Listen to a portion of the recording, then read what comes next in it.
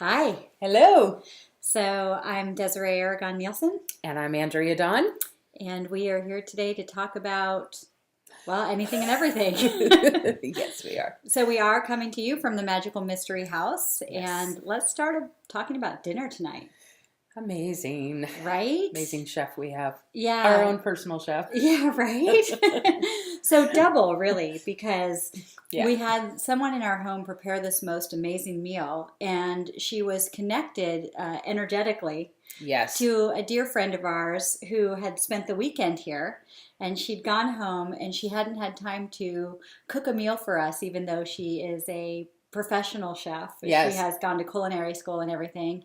And so when she was leaving, she said, "Don't worry, I'll energetically send Jill everything she needs to make us an amazing meal." And I think it was pretty darn close to heaven. We each had 2 bowls. A lot. A We've lot. eaten a lot of I know. A lot. Yeah. It was So good. amazing. Yeah, so good. So good. Yes. So, okay, I think the topic that we thought we might talk about, but who knows where the conversation will go, had something to do with, what was it? Oh my freedom? Constraint. Constraint. Without constraint. Without constraint. There you go. There it is. Do you see how we're living in another dimension? This is our life continually, where you can't remember the most simplest things from 2 minutes ago to 2 days ago, 2 weeks, 2 months, and it would just increase and increase. And yet, this is our magical mystery house life. So, yes, so without constraint. So, what does it mean? Wait, where's the dictionary? Right? I need to look that up. I know the thing about constraints, about holding on to information Yes, or yes. being attached to time. Yes. We've really come Without constraint. Yeah. We've come a long way with this. Yeah. I mean, because even that idea that you just spoke to about how, oh, we don't remember that 2 minutes ago, it's because we're not attached to it. If No. our subject matter changed today, Yes. we'd be fine. It's okay if this topic changes. We're just supposed to be present and available for conversations Yes. and dialogue. I completely agree. I think even our the time, memory, and feeling that you have to be doing something is all without constraint now for us. That we are not bound by that. We all know this. I think we talked about it last time. Earth is the only time. We created time. There's no time out in the universe and in all the other galaxies. There's no time. So talk about constraining ourselves. Well, you know what word just came to mind for me was control. I've always tried to control time. I've always tried to control so many things in my life by staying busy. Oh, sure. And that was both time and activity. So it was the time and the doing. I really wasn't comfortable just being. And here in this house, we go long periods of time where we're simply being. That was just in your notes, too. It was. You're right. That's exactly. I just went through, I took a program in either 2014 or 2015 where I was doing the Spiritual Life Certification Program, which is actually how we met. It is how we met. Doing a Spiritual Life Certification Program. Yes. And in that program, you make a lot of notes about what would your life be like if it stayed the same, and what would your life be like if you really took the most spiritually fulfilling path that you could take.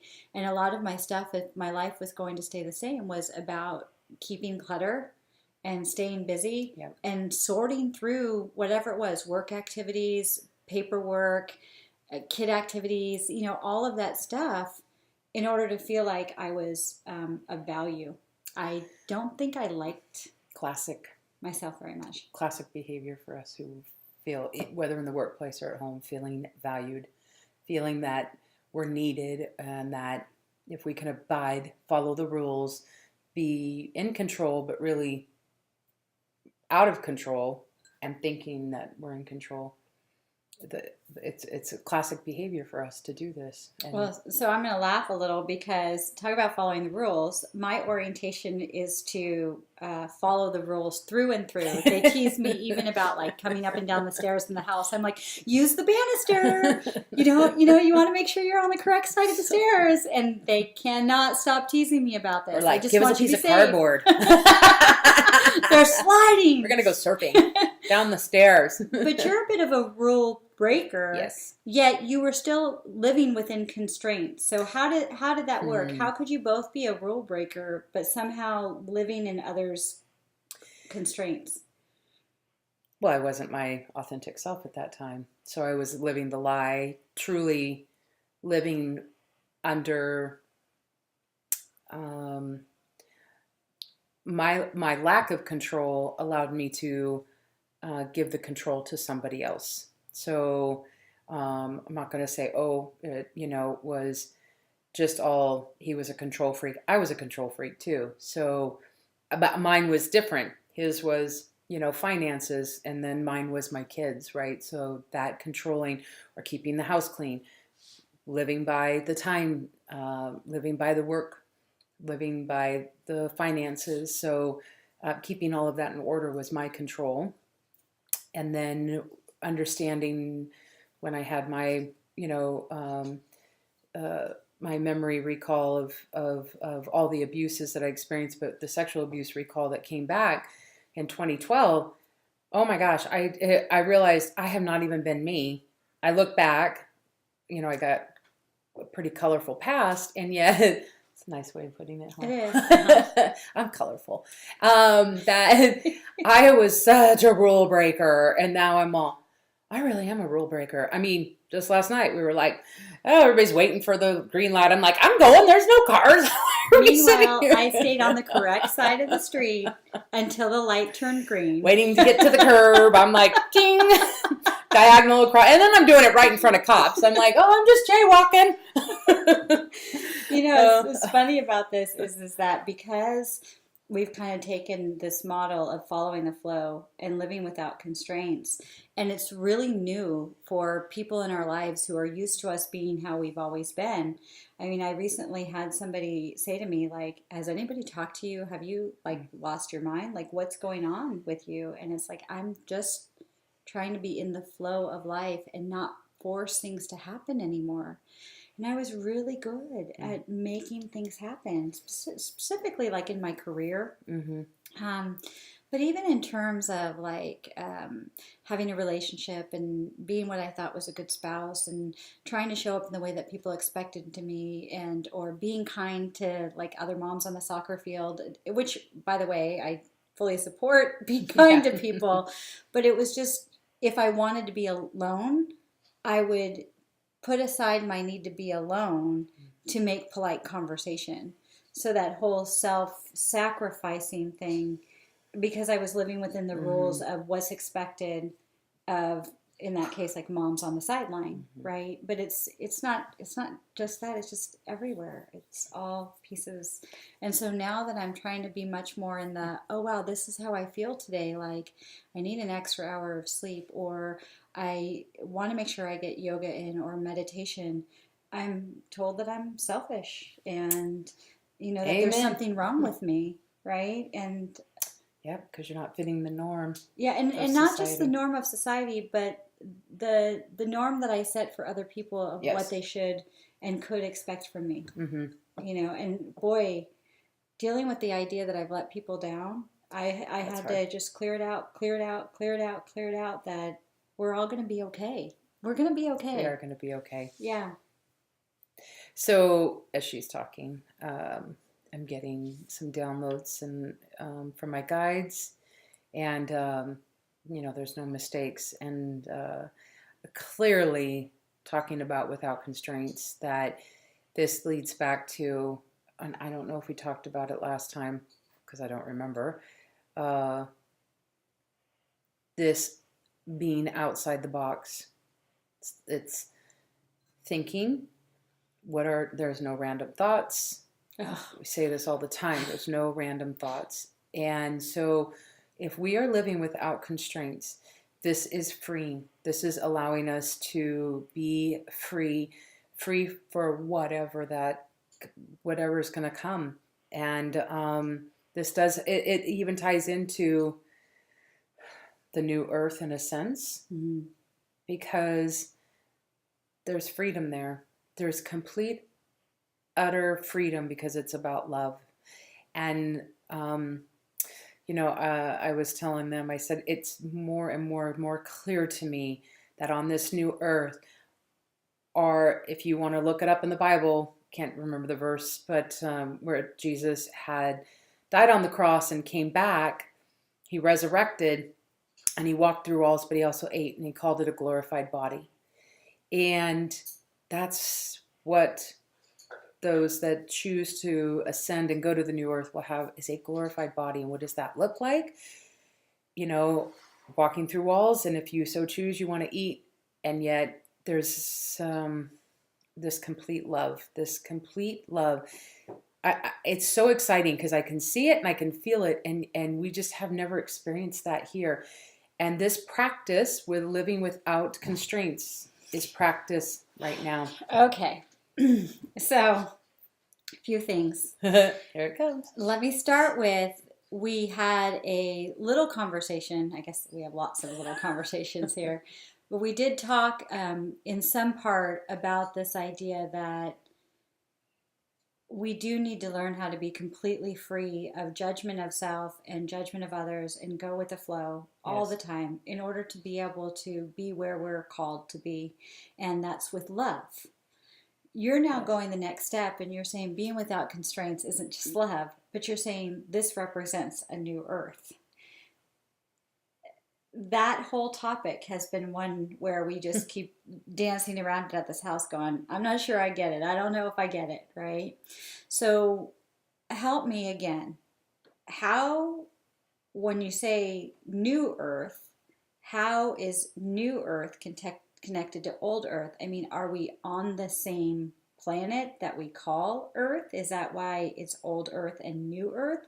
Or is new earth specifically a terminology for lacking another term to call it? Call it New Terra, New Gaia, in a sense that it's familiar to us. So they are keeping the same word, earth. It's not the same, but it is the same and different. Is it a planet or a land of some type? Yes, because the icy landscape, trees, there's even some kind of formation of clouds. There's, grass. I can see animals. Some are very enchanted looking animals, so they're not your typical dogs running around. You could have a mixture of like a hedgehog and an aardvark and, being created. So everything's alive. So because it's energy, so we see the energy in different forms, and we see it differently as being alive versus the trees are alive to us, yet we have no problem cutting them down, saying, oh, this one's diseased. Well, it's diseased and it serves a purpose. We don't need to cut it down. So everything has its purpose. Even though we say it has died, it's giving of itself back to what it has received. And so it's that flow, give and take. That's how it is there. The tree will talk to you, so you'll not want to ever cut it down because it's alive. So, and I tell people right now, if you go outside, trees will talk to you. All the time. They'll talk to you. Some of them have very distinct voices. It's awesome. You're like, okay, I'm crazy. That tree sounds like, an ancient Chinese man's voice, and I'm telling you, that's the tree chose that voice to talk to you, and they just love expressing themselves. So Andrea and I are very different in whatever gifts or abilities or things that we may have, and I don't actually hear the trees in the way that she hears the trees making conversation with me, but we were literally walking down a street the other day, and I stopped at a particular tree, and you've heard the term tree hugger. I hugged the tree. And on our busy street, here she is just hugging this big oak tree. I'm just standing there. And I just had so much love for the tree providing shade to the road that everybody had traveled on. And then Andrea was able to connect with the tree, sharing about how it had been here for many years and how many people used to come and play on that tree. And I feel like I could feel the energy of people coming and gathering to the tree. And that was the tree talking to me. So it's not as literal in my world as it is in yours. Yet I think I relate with what you're Absolutely. saying. And when you describe this new earth experience, we can expect to feel that energetic knowing all Yes. the All the time time. if we practice in our current present day, living that experience Yes. of trusting that if we feel connected to something, to pause and say thank you, or I feel connected, or I feel you It's like calling me picturing the new earth right now. right now. We And the can more that we actually, can picture yes, it right now, yes, the better yes, everyone's experience yes. is. And so if you've ever wondered, why is this or that happening on the earth? Stop that. Hmm. Stop being worried about what other people are doing or not doing. Start connecting with experiences Yes. around you that are loving and kind. I mentioned to you that, I had somebody talking to me about their concerns about my beliefs or my life experiences at this stage. And the beautiful thing that was available to me is I've spent so much time in a state of being, in a state of light and love, that I could say, tell me more. Mm. I'm listening. Awesome. Let me hear what you have to say, And right? making them Recognizing, feel loved, valued. I hope so, right? Because that person was sharing their Hmm. truth, and it's as important for them to share Yes. their truth as it is for us to share ours, knowing that none of us have the picture exactly perfect, that Right. every variation of worldly living is available to Yes. us, whatever we so choose. Hmm. So it's important for us to be able to express our truth and do it safely and have it be received with love. So we're practicing for the new earth. We are. I have another question. Okay. When one of our friends was over, when Tracy was here, we were talking about this idea of the old earth and the new earth and this idea of the Matrix. Did you ever see the movie The Matrix? I just recently saw that. Now I know why. So Okay. I can understand what you're talking about. Okay, good, because I've I seen the think if movie I The remember it. Matrix in part, Okay. right? But this isn't really about the movie The Matrix as much as um, Tracy, who is able to kind of see energy in whatever way that she can.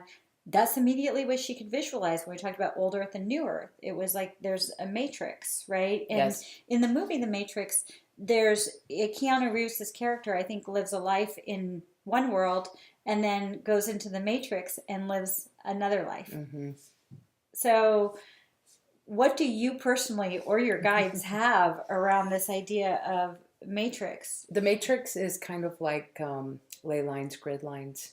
Yes, I think Okay. that's what she's seeing Yes. energetically, but they're energetic grid lines. Yes.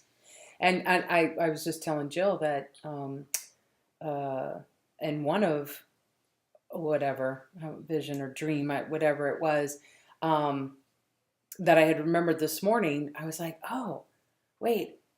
When I was in Idaho, I remember specifically waking up and going, I was exhausted, and I remember sending this immense amount of energy and healing to a particular crossing of these joints, and so it needed repair. And so I'm like, oh, I know it was close to wherever I was at, because I feel like, oh yeah, I'm in Boise, Idaho for one reason, and then How could something that's new be in need of repair? So, how does that's that not the relate to new. the matrix? That actually um, was what. Now that you're asking me, it feels almost. I'm going to say the word intentional damage. So, and I wasn't the only one there doing the healing Doing with that. repair. There was And two, and they were male energy. So the three of us were working particularly on this line corner, cross, this wherever this corner. line crossing is. Yes. And so there you are. You're in Idaho. You know you're not sleeping well. Surprise! She doesn't sleep at all. Really, she's constantly doing work in her sleep. It's not work. Yes, it's not She's working. constantly No. giving love Yeah. in wherever it's needed. But there you are. There's these grid lines. Still, is the matrix like grid lines that are living through us, with us, on top of us? Is it The ley lines and the grid lines have been around Earth. So the vision that they're giving me is, you know, uh, we've had the energy around Earth giving us all this time on this particular Earth. And so now, as she's ascending, she's like the snake shedding her skin. So it's now that this is going to be, so it is separating. So you leave a remnant of you. Oh, that's a snake. There was a snake in this skin. Now what is emerging is a brand new Earth with no need of the ley lines or those grid lines. We don't need that because we are. So we are stepping outside of the matrix. Yes. In the new Earth. Yes. Because we're all one. So this becoming one again. The ley lines were literally placed there to help us feel our connectedness. Yes. You see, you go up there. It's like when I was in India. I remember clearly walking and going, this feels like home to me. I could live here. Because if I'm going to connect, right, astral you go travel, on the ley lines. Yeah, you just go on the ley lines. You'll just energetically, you could go there. Sometimes you astral travel and you might be going to a whole nother galaxy. All right. Sometimes somebody might take you specifically into a dance hall. Okay, here we go. My mind is going to a lot of places. I'm sure it is, right? And I don't want us to have as long of a recording this time either. How are we not? I know. We're supposed to keep it as long as we get ready in the morning. That's what I was told. I know. Okay. And we're already at 21 minutes. 21 and a half minutes. It only takes me like 5 minutes to get I know, you don't count. I don't even have makeup on, and normally, I'm actually getting faster, but still. You are getting a lot faster. Yeah. It's true. Okay, so the thing that's coming to my mind right now is what I've learned about heaven, and I guess where I have to think to myself, where have I learned about heaven, right? But I guess it's from people telling stories about their near-death experiences where they feel like they've been brought to the light, they've seen beautiful colors, that they've seen some shapes, people, things that are familiar, and that they can literally like float to wherever it is what they want to be, and everything is telepathic. And so much of what you're talking about when you describe the new Earth feels like it's heaven, yet you've already made the distinction to me that there's still a point in which a soul could cross over and go to the beyond, where they're actually what we call death and heaven, for lack of a better word for it, right? But it's when our soul becomes something outside of body, right? But in New Earth, we are a glorified body, if I've used your terminology correctly. So how does New Earth not be heaven? Heaven's right here. You're either living in your heaven and hell right here. You're going to live in your heaven or your hell on the New Earth. You're still going to have souls grow. There's so many different... That's not the end. It's the end is the beginning is the end. So is the New Earth heaven? Am I dying and going to... If you want it to be. So every time somebody has a near-death experience, near-death experience. So I've had 2. Mine are nothing like other people have had. And how do you have, whatever the 4-year-old boy, that was his experience. But they made, when he went over, whatever he saw was something that he could understand, right? So...